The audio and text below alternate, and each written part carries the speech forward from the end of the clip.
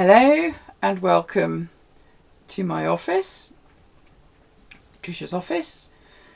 After my relocation down into the south, it's wonderful to be able to get back on to Scribal Gathering. It's been a long time since I did reading at Stony, where I was invited to go by my beautiful friend Peter Ball, who I miss very much. So this is a wonderful opportunity to be able to do some reading. I hadn't written actually for a while, and then as life settled, pen to paper started flowing, and I had this amazing experience of falling in love. It's a whole collection that reflects the story from beginning to end of it.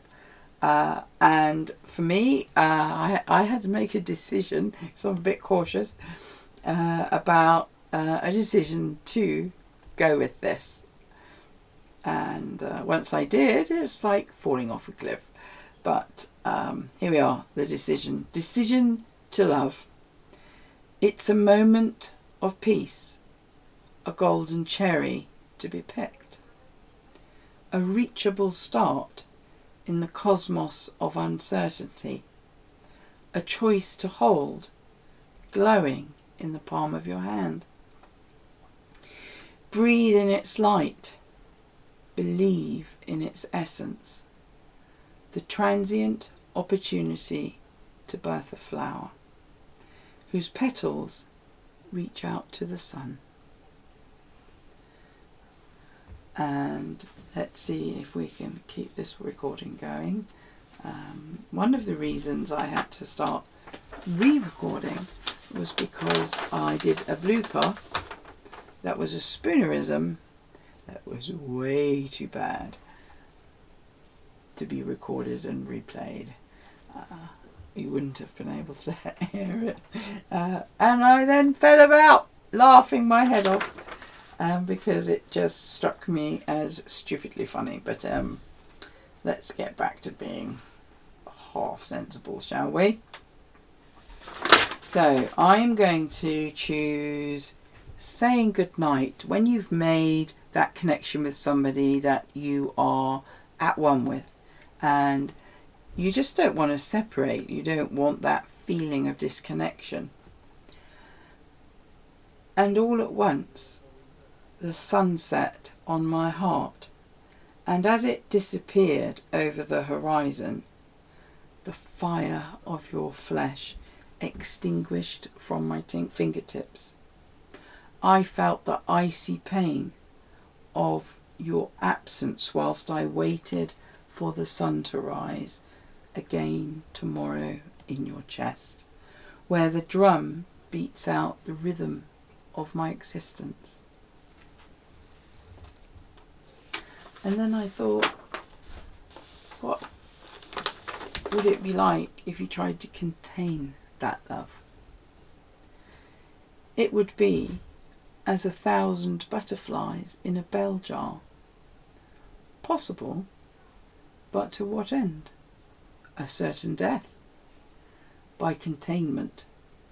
The glass barrier lifted is to watch 1,000 butterflies, 1,000,000 colours lift from the vibrant truth of your eyes, dance from your skin, of your body come live, with tremulous expectation as the sky becomes live with 1,000 whispering butterfly hearts, joyously headed to unknown destinations, where their colours will gloriously expand under the light of a nubile sun. I read The Invitation by Araya Mountain Dreamer and dipped in and out of her book. And I was surprised. It wasn't what I was expecting. What was so enjoyable, what was a great release, was the idea that living life spiritually wasn't to escape the physical existence. It was to embrace it. It was to live in the moment, physically, sensually, erotically loving life. And that fed into what I felt was so naturally right about how it is to be here. And I'm hoping that some of that has come out in this poetry. So the next one is called Landscape. You walk up behind me, and before you have lifted my hair, the river from the mountain springs, the leaves from the forest floor call me back by the hunter's conch, to return home to my wild landscape, where the pulse of the tree's heartbeat beats its rhythm in my thighs, and the soft touch of your lips is there on my neck, and the sound of the mountains escapes my mouth as we move into the landscape of our souls.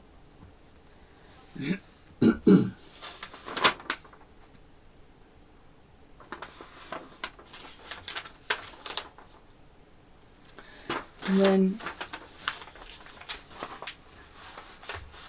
that moment where you sort of pop out of bed in the middle of the night and you walk into the kitchen. Suddenly you're standing there, excuse me, a bit of a frog, probably from doing 6 recordings, but hey ho. Naked, I walked to the kitchen and I shivered. I recalled you drawing yourself down my spine, and I stopped, frozen in the sorrow of your absence, till I crept back to your bed, where even sleeping, the soft tendrils of your saving love wrapped me so completely, I nudged you and said, do it again.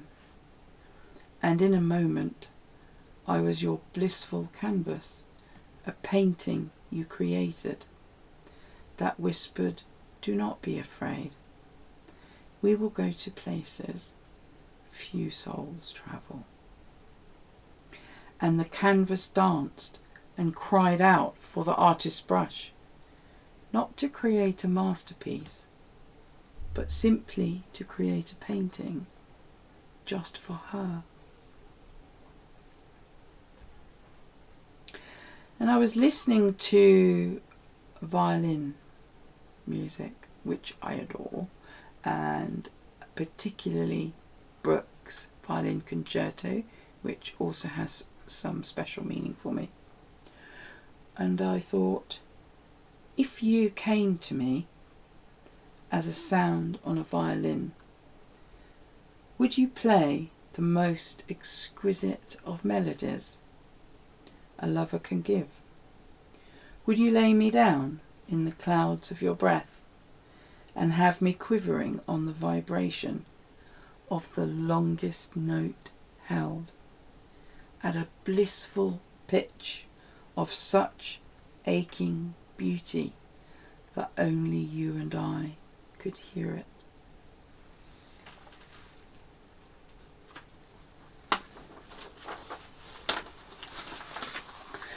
This is one that somebody I know really liked this one. See what you think. Again, it reflects some of that wild spirit and the passion that Orion Mountain Dreamer was talking about. And to find your true self as a person and as a woman is very challenging on this earth, on this planet. Life's tough. As I danced on the dew-laden leaf of the rowan tree, the spray of 1,000 droplets fell, as garlands in the dialect of the mountain wolf, standing still, watching, an empress of her domain, so wild it soaked into her core, which told me of my spirit, that it was one with hers. And we sang together of the wildness and the passion, and most of all, how the truth of love can never be altered.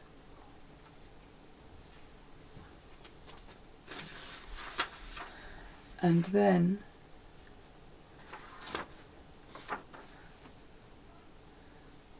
I sit and eat olives, the soft, sweet, black kind,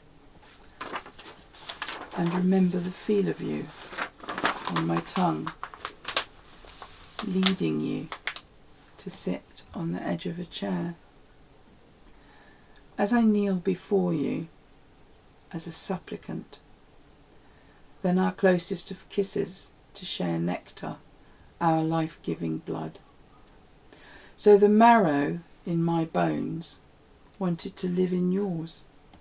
So no noise, no interfering anxiety of noise could enter the world of our bones.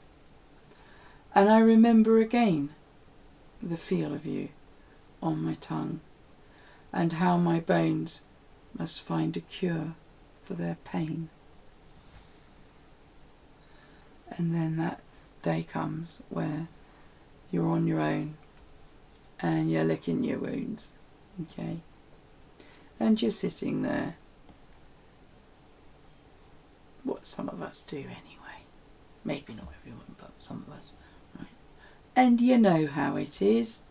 Today I eat chocolate, drink rum, sit up too late, play the agonising strings of Brooke and Barbara, feel my lips and eyes slowly swell, and the pain of breath that expels the last of you.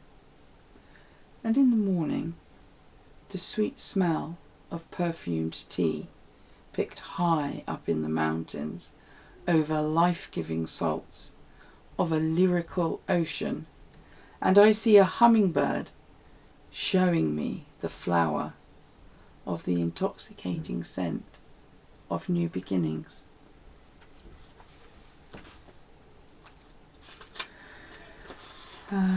Actually that's a nice one, but we're running out of time, so I might just do this one and keep a watch out. I'm not sure where we've got to. I'm going to do this. Prayer for a Soulmate. A couple of my friends really quite like this one. When he comes to me, his voice will be melted chocolate, and his eyes must undress me and lay me down in a forest. His hands to touch my skin in the way of the baking hot sun. His eyes must sparkle with the promise of what is to come. And when he lays me down, I must find myself being thrown in the ocean storms that wrecked ships. And when I touch you, I hear only the call of the eagle over the mountains. When you kiss my mouth, I would free fall into the softness of your lips, and my fingers on your chest will set fire to the loneliness in my bones.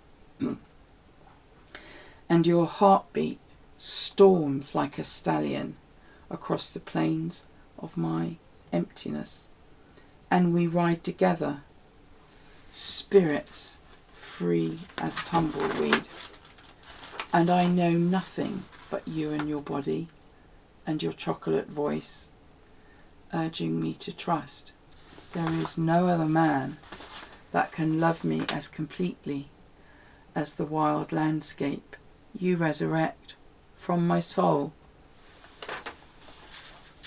Well, there's a good few more, but I'm probably running out of time, so I don't know which one to choose. Shall we? We'll do this one, okay? I'll probably have to call it a day. I'll do a separate recording, so if there's time, maybe that can get showed too. I think we have a body that is meant to be cherished by another. It is meant to be touched, not just by anyone. It is meant to have skin that talks and resurrects each time a love that is true runs his finger down your spine.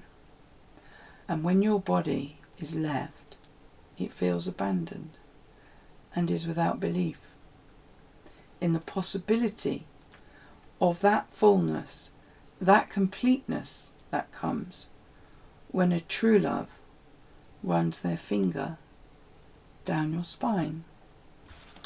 Now, I would happily carry on reading. There's quite a lot.